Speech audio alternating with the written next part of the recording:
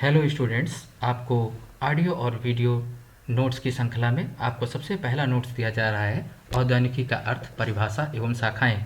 क्योंकि हिंदी मीडियम के जो छात्र थे उन्हें काफ़ी दिक्कतें थी, इसलिए ये जो है लेक्चर हिंदी में तैयार किया गया है। तो आओ जानते हैं कि औद्यानिकी का अर्थ, परिभाषा और शाखाएँ कौन कौन से होती हैं। तो सबसे पहले जानते हैं औद्यानिकी का अर्थ एवं परिभाषा। तो औद्यानिकी को अंग्रेजी भाषा में जो है हॉर्टिकल्चर कहते हैं, और हॉर्टिकल्चर का जो सबसे पहला उल्लेख था वो पीटर लारेमबर्ग ने 17वीं शताब्दी में 1631 के दौरान जो है अपने ग्रंथ में ए ट्रीटीज ऑन गार्डन में किया था। सर्वप्रथम ई फिलिप्स जो लंदन के रहने वाले थे, उन्होंने एक बुक लिखी जिसका नाम था the new word of English words, और इन new words of English words में इन्होंने हॉर्टिकल्चर को सबसे पहले जो है अंग्रेजी भाषा के शब्द के रूप में सम्मिलित किया। इसके बाद आप जानेंगे हार्टिकल्चर। हार्टिकल्चर दो लैटिन शब्दों से मिलकर बना है, हार्टस तथा कोलेर से बना है। हार्टस का अर्थ होता है उद्यान और कोलेर का अर्थ है खेती। यह उन फसलों को संदर्भित करता है जो एक बाड़े में उगाई जाती हैं, अर्थात बगीचे की खेती।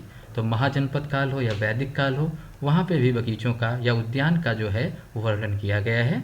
और आगे आप जो है आगे की कक्षाओं में पढ़ेंगे कि कौन कौन से उद्यान होते हैं। इसके अलावा अगर देखें तो औद्यानिकी विज्ञान या कृषि की वह शाखा है जिसमें फल, सब्जियों, फूलों, मसालों, रोपड़ फसलों, औषधि और सुगंधित पौधों की जो वर्गीकी है, वर्गीकी का अर्थात वह किस क्लास में आता है, उसका कुल क्या है, उसके लक्षण क्या है, पत्तियां कैसी हैं, जड़ें कैसी हैं, खाने वाला भाग क्या है, ये सब वर्गीकी के अंतर्गत आती है। वर्गीकी जो है उसके अध्ययन में हमें सुविधा प्रदान करती है। सस्य तकनीकियाँ, कटाई या तोड़ाई उपरांत प्रबंधन। पहले कटाई किसकी की जाती है और तोड़ाई किसकी? जितनी फल सब्जियां हैं ज़्यादातर तोड़ाई की जाती है। कुछ ऐसी फसलें हैं जिनकी हम खुदाई भी करते हैं, जैसे कि अश्वगंधा। और कटाई उपरांत प्रबंधन जो है फूलों में देखा जाता है, जैसे कि ग्लैडुलस या ट्यूबरोज की कटाई उपरांत प्रबंधन किया जाता है। तो तोड़ाई उपरांत प्रबंधन में जो है क्या क्या चीज़ें आती हैं आगे हम डिस्कस करेंगे। इसके अलावा विपणन, कैसे इसका मार्केटिंग करना है, कैसे इसका निर्यात या आयात करना है, इसके संबंध में भी हम अध्ययन करते हैं। इसके उपयोग क्या हैं, इनका भी अध्ययन किया जाता है। इसके अलावा औद्यानिकी की जानते हैं शाखाएं कौन सी होती हैं। तो सबसे पहली जो शाखा है उसका नाम है फल विज्ञान। दूसरी शाखा जो है उसका नाम है सब्जी विज्ञान। तो अगली जो शाखा है उसको पुष्पोत्पादन या भूदृश्यीकरण वास्तुकला कहते हैं। तो इसमें फूलों का अध्ययन किया जाता है और लैंडस्केप आर्किटेक्चर का अध्ययन किया जाता है। जबकि औषधि एवं सुगंधित मसाले एवं रोपड़ फसलें भी उद्यान विज्ञान के अंतर्गत अध्ययन की जाती हैं। और इसके अलावा जो अंतिम जो इसकी शाखा है उसका नाम है औद्यानिकी फसलों का तोड़ाई उपरांत प्रबंधन। तो आओ चलते हैं, सबसे पहले जानते हैं कि फल विज्ञान क्या है। तो फल विज्ञान औद्यानिकी या उद्यान विज्ञान की वह शाखा है जिसके अंतर्गत फलों की वर्गीकी, उत्पादन तकनीकी, तोड़ाई उपरांत प्रबंधन, विपणन और उपयोग का अध्ययन किया जाता है। तो इसकी परिभाषा जैसे उद्यान विज्ञान की परिभाषा थी ठीक उसी प्रकार की है, इसलिए आप लोगों को याद करने में कोई दिक्कत नहीं होनी चाहिए। तो फलों के अध्ययन को हम पोमोलॉजी भी कहते हैं, और यह पोमो लैटिन शब्द और लॉजी ग्रीक भाषा के शब्दों से मिलकर बना होता है। पोमोलॉजी वनस्पति विज्ञान की एक शाखा है जो फल और उसकी खेती का अध्ययन करती थी, और यह एक प्रकार की अप्लाइड साइंस है। फलों के उदाहरण क्या हैं? जैसे आम, केला, अनार, अंगूर, सेब, पपीता, अंजीर, अमरूद, संतरा, खजूर इत्यादि सभी फल के अंतर्गत आते हैं। प्राचीन काल में मेसोपोटामिया में देखा जाए तो पोमोलॉजी का अभ्यास जो है सुमेरियन द्वारा किया जाता था, जिन्हें खजूर, अंगूर, सेब, खरबूजे और अंजीर सहित विभिन्न प्रकार के फल उगाने के लिए जाना जाता है। जबकि वैदिक काल में आम उत्पादन जो है प्रचलित था। इसके अलावा अगली जो उद्यान विज्ञान की शाखा है सब्जी विज्ञान है, और सब्जी विज्ञान भी औद्यानिकी या उद्यान विज्ञान की वह शाखा है जिसके अंतर्गत सब्जियों की वर्गीकी, उत्पादन तकनीकी, तोड़ाई उपरांत प्रबंधन, विपणन और उपयोग का अध्ययन किया जाता है। सब्जियों के अध्ययन को ओलरीकल्चर कहा जाता है, और ओलरीकल्चर एक लैटिन भाषा का शब्द है। वहीं पर जो पोमोलॉजी था वो लैटिन और ग्रीक दोनों भाषा का शब्द है। लैटिन शब्द जितने भी होंगे विद्यार्थियों, उनके अंत में कल्चर आता है, और जितने शब्द के अंत में लॉजी आता है वो ग्रीक शब्द होते हैं। लेकिन पोमोलॉजी एक ऐसा शब्द है जो लैटिन और ग्रीक दोनों है। तो आगे देखते हैं कि जो ओलरीकल्चर है दो शब्दों से मिलकर बना है। लैटिन के दो शब्द हैं, एक ओलेरस है जिसका अर्थ सब्जी होता है, और दूसरा कोलेर है जिसका अर्थ उत्पादन होता है। यानी सब्जियों का उत्पादन करना ही सब्जी उत्पादन है। कहीं कहीं कल्चर दे दिया गया है, लेकिन जो लैटिन शब्द है वो कोलेर ही है।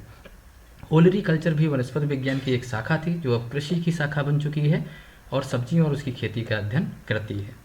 सब्जियों के उदाहरण जैसे आप देखे होंगे आपके घर में सब्जियां होती हैं, जैसे टमाटर हुई, फूल गोभी हुई, मूली, मटर, प्याज, सहजन, लौकी, करेला, पालक इत्यादि। सब्जियों को खाने योग्य जो भाग होते हैं वो शाकी पौधे होते हैं या भागों के रूप में परिभाषित किया गया है, जिन्हें कच्चा या पकाने के बाद खाया जाता है। पकाने का आशय जो है कुकिंग से है, राइपनिंग से नहीं है। तो इन्हें या तो हम बिना पकाए हुए बिना कुकिंग के खाते हैं या कुकिंग करने के बाद खाते हैं, और ये विटामिन और खनिजों से भरपूर होती हैं। इसका कैलोरी मान कम होता है, इसीलिए डॉक्टर भी आपसे कहते हैं कि खूब सब्जियां खाया करो। फल और सब्जियों में आप अंतर जान लेते हैं। वैसे फल और सब्जियों में कुछ विशेष अंतर हैं और कुछ अंतर ऐसे हैं जो इसके उत्पादन से संबंधित हैं। तो सबसे पहले देखते हैं, अधिकतर फल जो होते हैं वो बहुवर्षीय प्रकृति के होते हैं। बहुवर्षीय पौधे वह पौधे होते हैं जिनमें उनकी रिप्रोडक्टिव और वेजिटेटिव ग्रोथ एक के बाद एक होती रहती है, यानी कि पहले वेजिटेटिव होगी फिर रिप्रोडक्टिव होगी। और जो एक वर्षीय पौधे होते हैं उनकी वेजिटेटिव और रिप्रोडक्टिव ग्रोथ जो होती है एक ही वर्ष में समाप्त हो जाती है या एक ही सीजन में समाप्त हो जाती है। जबकि द्विवर्षीय पौधों में जो है पहले साल जो है उनमें वेजिटेटिव ग्रोथ होती है और दूसरे साल रिप्रोडक्टिव ग्रोथ होती है। वहीं बहुवर्षीय जो फसलें हैं उसमें वेजिटेटिव और रिप्रोडक्टिव ग्रोथ निरंतर सालों साल चलती रहती है। तो केवल जैसे रसभरी जैसे फल हैं वो एक वर्षीय होते हैं, जिसे फिजेलिस पेरुवियाना के नाम से हम जानते हैं। सब्जियां अधिकतर एक वर्षीय होती हैं, कुछ सब्जियां जो हैं बहुवर्षीय भी होती हैं, जैसे कि परवल, सहजन, ये जो हैं ये सभी बहुवर्षीय सब्जियां हैं। दूसरा अंतर है कि अधिकतर फल काष्ठी होते हैं, मतलब उनमें लकड़ी होती है, काष्ठ होती है। और कुछ फल जो अधिकतर सब्जियां हैं वो साकी होती हैं। कुछ फल जैसे हैं जैसे केला हुई, रसभरी हुई, पपीता है, स्ट्रॉबेरी, ये सभी जो हैं साकी फल के उदाहरण हैं। वैसे ही सहजन जो है एक काष्ठी सब्जी का उदाहरण है। सहजन में वो भी बहुवर्षीय सहजन जो है वो काष्ठी होता है। इसके अलावा जो है फल सामान्यतः बिना उबाल कर खाए जाते हैं और सब्जियां जो हैं कच्चे एवं उबले दोनों रूप में खाई जाती हैं। सब्जियों की अपेक्षा जो फल में है अधिक शर्करा पाई जाती है, जबकि सब्जियों में फलों की अपेक्षा कम शर्करा पाई जाती है। फल सामान्यतः पकने पर खाए जाते हैं, पकने का आशय रैपनिंग से है, जबकि सब्जियां जो हैं कच्ची या मुलायम अवस्था यानी टेंडर स्टेज पे खाई जाती हैं। फल जो हैं अम्लीय प्रकृति के होते हैं और सब्जियां जो हैं क्षारीय प्रकृति की होती हैं, इसीलिए आयुर्वेद में फलों को रात्रि में खाने से मना किया गया है। हालांकि यह शोध का विषय है, अभी इस पे शोध चल रहे हैं। इसके अलावा कुछ क्षारीय प्रकृति के जैसे सब्जियां होती हैं, तो कुछ अम्लीय प्रकृति की भी सब्जियां हैं, जैसे कि टमाटर, रेवत चीनी जिसको रुबारब कहते हैं, ये अम्लीय प्रकृति की सब्जियां हैं। चौड़ा छत्रक होने के कारण, क्योंकि इनकी कैनोपी चौड़ी होती है, इसीलिए जो पौध अंतरण होता है सब्जियों की अपेक्षा फलों का अधिक रहता है। आपने देखा होगा कि आम का पौध अंतरण जो है वो 10x10 होता है। आम्रपाली में भी देखेंगे तो 2.5x2.5 मीटर होगा, जबकि जो हमारी सब्जियां होती हैं ज़्यादातर सेंटीमीटर में 45x30, 60x60 सेंटीमीटर जिनमें पौधों का अंतरण होगा। पौध अंतरण में जो है पहला जो जैसे होता है 60x45, तो 60 जो है रो टू रो दूरी है, यानी पंक्ति से पंक्ति की दूरी है, और 45 जो है वो पौधे से पौधे की दूरी होती है। तो एक वर्षीय होने के कारण जो सब्जियां होती हैं इनका पौध अंतरण जो है फल की अपेक्षा कम होता है। फलों को केवल नाश्ते के रूप में खाया जाता है, ये मेन जो हमारा भोजन है मुख्य भोजन का हिस्सा नहीं होते हैं, जैसे सब्जी, दाल और चावल खाए जाते हैं, जबकि सब्जियां जो हैं मुख्य व्यंजन का हिस्सा होता है। तो फल जो हैं डिजर्ट के रूप में खा सकते हैं, सलाद के रूप में खा सकते हैं, लेकिन सब्जियां जो हैं हमारी मुख्य व्यंजन हैं। तो फल का खाने वाला जो मुख्य भाग होता है फल होता है, और सब्जियों में फल के अलावा जो है इसके तने, जड़, जैसे तना किसका खाया जाता है? आलू का। आलू क्या है? एक स्तंभकंद है। प्रकंद, घनकंद और जो है शलकंद भी सब्जियों के खाए जाते हैं, जड़ भी खाई जाती है। तो लेकिन फल में केवल फल जो है इसका खाने योग्य मुख्य भाग होता है। तो मुख्य अंतर आप देखें फल और सब्जियों में क्या होता है। अब अगली जो शाखा है उसका नाम है पुष्पोत्पादन। पुष्पोत्पादन भी औद्यानिकी अथवा उद्यान विज्ञान की वह शाखा है जिसके अंतर्गत फूलों की वर्गीकी, उत्पादन, तकनीकी, तोड़ाई, तोड़ाई उपरांत प्रबंधन या कटाई उपरांत प्रबंधन भी कह सकते हैं। तो अलग अलग के फूल हैं, जैसे गेंदे की तोड़ाई की जाती है और जितने भी कर्तित पुष्प हैं उनकी कटाई की जाती है। तो तोड़ाई या तोड़ाई उपरांत प्रबंधन, विपणन और उपयोग का अध्ययन किया जाता है। ये जो अलंकृत फूलों के अध्ययन को फ्लोरिकल्चर भी कहा जाता है। फ्लोरिकल्चर भी एक लैटिन भाषा का ही शब्द है। लैटिन में ये दो शब्द हैं जिनका नाम है फ्लॉस और कोलेर से मिलके बना है। फ्लॉस का अर्थ होता है पुष्प और कोलेर का अर्थ होता है उत्पादन, अर्थात पुष्प का उत्पादन करना। ये क्या है? पुष्प विज्ञान है, फ्लोरिकल्चर है। अलंकृत फूलों के उदाहरण जो हैं गुलाब है, जरबेरा है, डहलिया है, ग्लैडुलस है, लिलियम, गेंदा और गुलदाउदी इत्यादि हैं। और मैं आपसे आशा करूंगा कि आज इंट्रोडक्टरी लेक्चर में आप इतने फूलों का तो कम से कम नाम याद ही कर लेंगे। व्यावसायिक पुष्पों को कर्तित माने ऐसे पुष्प जिनमें तना लगा होता है, तने सहित जो पुष्प होते हैं, अथवा मानक पुष्प भी इनको कहते हैं। जो वैलेंटाइन डे पे आपने देखा होगा रोज यूटिलाइज किए जाते हैं, उपयोग में लाए जाते हैं, वो व्यावसायिक पुष्प हैं। एवं खुले पुष्प होते हैं जो तना रहित होते हैं, इनको स्प्रे पुष्प के नाम से भी जाना जाता है। जैसे कि गेंदा एक खुला फल पुष्प है, चांदनी खुला पुष्प है। इसके अलावा जितने भी जैस्मीन हैं वो सारे खुले पुष्पों के अंतर्गत आते हैं। इसके अलावा आपको एक बहुत ही रोचक जानकारी दे रहे हैं कि जो नीदरलैंड है वहाँ पे एक जगह अल्समीर, वो दुनिया का सबसे बड़ा फूलों का बाजार है, और नीदरलैंड को पहले हम हॉलैंड के नाम से जानते हैं। फ्लोरिकल्चर की एक बहुत सारी शाखाएं हैं, जैसे कि आर्बोरिकल्चर है। आर्बोरिकल्चर में पेड़ों का अध्ययन करता है, लेकिन जो मुख्य इसकी शाखा है उसका नाम है भूदृश्यीकरण वास्तुकला। तो उद्यानिकी अथवा उद्यान विज्ञान की वह शाखा जिसके अंतर्गत अलंकृत पौधे, अलंकृत मतलब सजावटी पौधों द्वारा किसी भूभाग को सुसज्जित किया जाता है, उसे हम भूदृश्य वास्तुकला कहते हैं। सुसज्जित का इसमें जो है आप काट दीजिएगा, सुसज्जित तक ही रखिएगा। यह उद्यानिकी की एक सौंदर्य विषयक शाखा है, यानी ये जो है एस्थेटिक ब्रांच ऑफ हॉर्टिकल्चर है, यानी कि एस्थेटिक क्या है? Science of beauty. तो यह उद्यानिकी की एक सौंदर्य विषयक शाखा है। स्थल को मानव उपयोग और आमोद के लिए, मानव के उपयोग, कोई भी स्थल है, स्थल जो है प्राकृतिक है, और प्रकृति के उस स्थल को मानव के उपयोग और आमोद मतलब हर्ष के लिए या आनंद के लिए सुव्यवस्थित करना और उसको उपयुक्त बना देना ही क्या कहलाता है? भूदृश्य वास्तुकला करती है। तो इसको कैसे हम उपयोगी बनाएं, कैसे हम आनंदमय बनाएं, ये सृजनात्मक कला पे निर्भर करता है। और यही कला जो है भूदृश्य वास्तुकला है, या भूदृश्य वास्तुकला या लैंडस्केप आर्किटेक्चर इसे अंग्रेजी में कहते हैं। इसका मुख्य उद्देश्य जो है पर्यावरण है, सामाजिक व्यवहार है, या सौंदर्य संबंधी परिणाम प्राप्त करना होता है। जब भी हम कहीं पे भी भूदृश्यीकरण करते हैं तो उस छोटे से स्थान पे पर्यावरण को समाहित करना, व्यक्ति का कैसा सामाजिक व्यवहार है, व्यक्ति का पशुओं से कैसा व्यवहार है, पशुओं का व्यक्ति से कैसा व्यवहार है, मनुष्य और प्रकृति का क्या व्यवहार है, उसको जो हम एक छोटी सी जगह में चित्रित कर देते हैं, जिसको नेचर इन मिनिएचर कहते हैं। इसके अलावा पार्कों एवं हरित पट्टिकाओं का जो निर्माण और रखरखाव आता है वो भूदृश्यीकरण के अंतर्गत ही आता है। अब बात करेंगे औषधि एवं सुगंधित पौधे। औषधि पौधों का आशय उन पौधों से होता है जिनके एक या एक से अधिक भागों में ऐसे पदार्थ पाए जाते हैं जिनका उपयोग जो है चिकित्सीय उद्योगों के लिए या किसी भी बीमारी को ठीक करने के लिए किया जा सकता है, या जो उपयोगी औषधियों के संश्लेषण के लिए आवश्यक होते हैं। इनमें द्वितीयक क्षारक प्रचुर मात्रा में पाए जाते हैं। ऐसे पौधों को औषधि पौधे कहते हैं।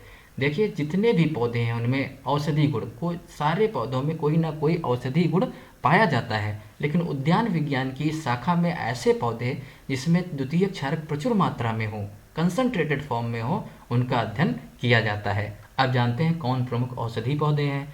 तो सर्पगंधा, अश्वगंधा, सदाबहार, ईसबगोल, सफ़ेद मूसली, सतावर, एलोवेरा जो है ये प्रमुख औषधि पौधे हैं।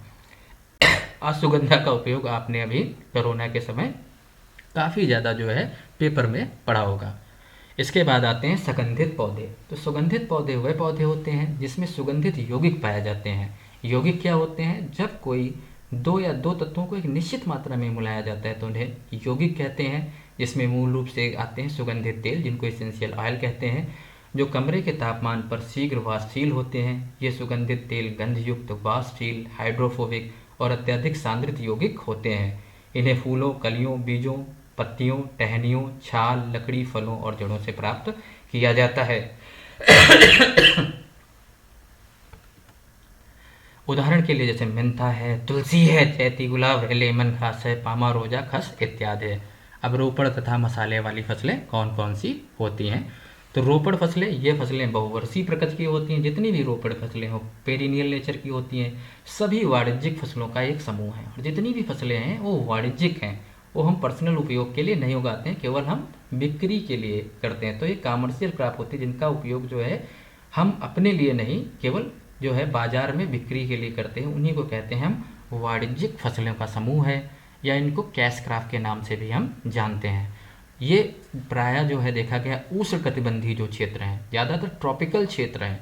ट्रॉपिकल क्षेत्र समुद्र के किनारे वाले जो क्षेत्र हैं वहाँ पे, जहाँ पे तापमान जो है हमेशा एक समान रहता है, और उपोष्ण कटिबंधीय यानी कि सब ट्रॉपिकल। तो सब ट्रॉपिकल क्षेत्र जो है ज़्यादा ऊंचाई पे उष्णकटिबंधीय क्षेत्रों से स्थित होते हैं, उसमें बड़े पैमाने पर उगाई जाती हैं। इसके लिए पूरे वर्ष श्रमिकों की आवश्यकता होती है, और इनके जो भी उत्पाद होंगे आमतौर पर उनको पहले प्रोसेसिंग की जाएगी, पहले उसके बाद इनकी खपत होती है। तो कोई भी ऐसी बहुवर्षीय वाणिज्यिक फसलों का ये समूह है जो उष्णकटिबंधीय और उपोष्णकटिबंधीय स्थितियों में बड़े पैमाने पर उगाई जाती हैं, और इनके लिए पूरे वर्ष जो है श्रमिकों की आवश्यकता होती है। और सबसे जो मुख्य बात है इसमें, इनका जो उपयोग है आमतौर पर प्रसंस्करण के बाद ही किया जाता है। तो इनमें जैसे सुपारी, नारियल, पान, चाय, काफ़ी सभी चाय पीते हैं, तो चाय जो है पत्तियों से बनाई जाती है, फिर उसकी फर्मेंटेशन किया जाता है। फर्मेंटेशन करने के बाद जो है बहुत सारे मेथड हैं, CTC मेथड हो गया, कस्ट, टीयर एंड कर्ल। तो ऐसे जो है प्रोसेसिंग की जाएगी, उसके बाद आप उपयोग में लाएंगे, और उसके बाद आप चाय का स्वाद ले पाते हैं। तो इसके अलावा जो है मसाले वाली फसलें जानते हैं कौन है, तो मसाले भी एक प्राकृतिक पादप उत्पाद हैं जिनका उपयोग खाद्य उत्पादों के स्वाद, सुगंध और रंग को बेहतर बनाने के लिए किया जाता है।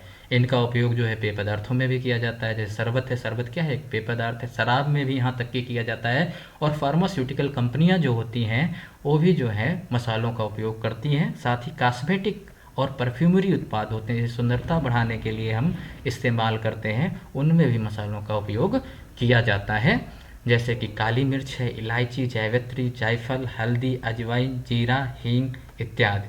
अब जानेंगे कुछ तथ्य ऐसे जो बहुत ही रोचक हैं। सबसे पहले प्राचीन काल से भारत को जो है मसालों की भूमि के रूप में जाना जाता था। और आप क्या जानते हैं, केरल जो है मसालों की विविधता के लिए जो है पूरे विश्व में प्रसिद्ध है। जितने टाइप के मसाले केरल में है, विश्व में कहीं में नहीं पाए जाते हैं। पुर्तगाली भारत में मसालों का व्यापार करने आए थे, और धीरे धीरे जो है भारत के शासक अंग्रेज बन गए थे। तो सबसे पहले पुर्तगाली आए थे, तो आप देख रहे हो ये भी लोग क्या आए थे, मसालों का व्यापार करने के लिए ही भारत में आए थे। औद्यानिक फसलों का तोड़ाई उपरांत प्रबंधन, ये भी एक शाखा है। इस शाखा के अंतर्गत जो है औद्यानिक फसलों का जो तोड़ाई कर लेते हैं उसके बाद कैसे प्रबंधन किया जाए, ये सबसे चिंता का विषय है। क्योंकि आज भी अगर हम देखें तो हमारी जनसंख्या के लिए फल और सब्जी पर्याप्त मात्रा में है, लेकिन तोड़ाई उपरांत प्रबंधन ना होने के कारण जो है 20 से 90% तक फल जो है खराब हो सकते हैं। तो इसलिए जो है इसकी उपलब्धता जो है अंतिम व्यक्ति तक नहीं पहुंच पाती है। तो आओ जानते हैं तोड़ाई उपरांत प्रबंधन में कौन कौन से स्टेप्स आते हैं, क्या क्या क्रियाएं की जाती हैं। पहला, पूर्व शीतलन।